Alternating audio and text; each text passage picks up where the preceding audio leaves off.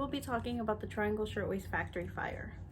This factory fire is noted as being one of the most infamous events in American history, as it killed 146 people, and it could have been prevented if safety precautions had been in place at the time.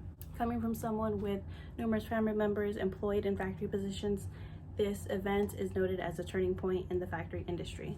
I remember learning about this event in different history classes in reference to the lack of safety regulations and the bad working conditions of the time.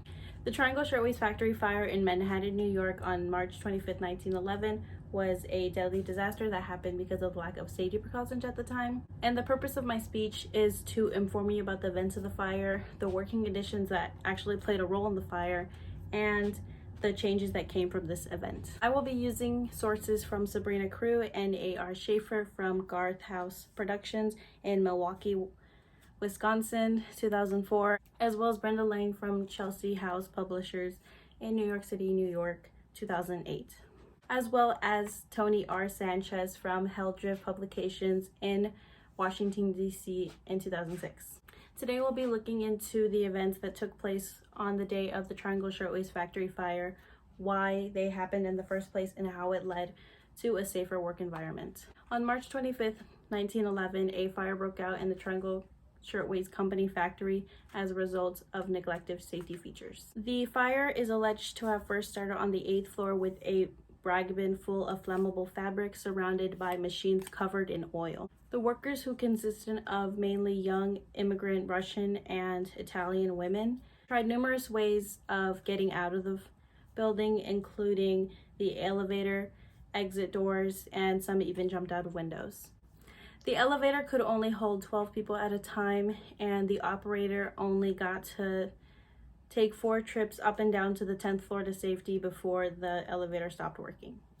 Firefighters tried to help, but their ladder was short by an entire floor. Many workers burned alive as the exit doors were closed by management, and other people seeing this, they tried to jump out of the windows to safety. Now that you know the events of the fire, we can turn to why it happened.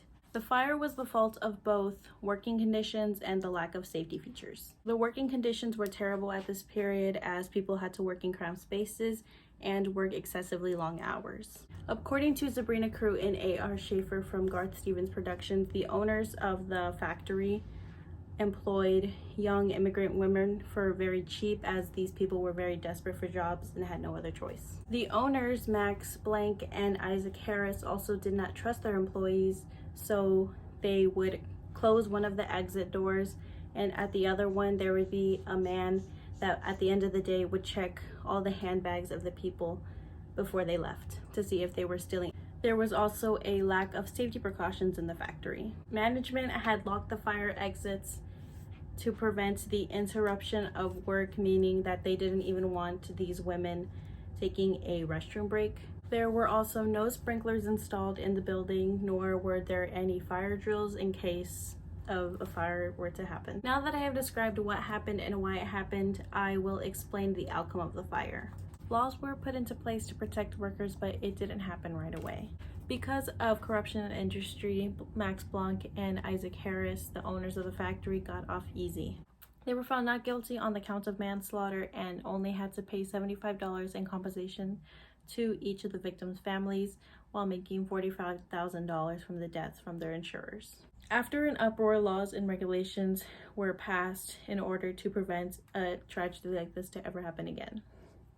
This includes the passing of the Sullivan-Hoey Fire Prevention Law, which required factory owners to install sprinkler systems. 2 months after the Fire Investigating Commission was created in order to look into sanitary conditions, potential fire hazards, and to check if factories had effectively passed their inspections. Today I described the events of the Triangle Shirtwaist Factory Fire, along with why it happened and the positive outcomes that came from this event, to bring awareness to this tragedy. The fire is recognized as being an event that could have been preventable if it were not for the lack of safety regulations and good working conditions.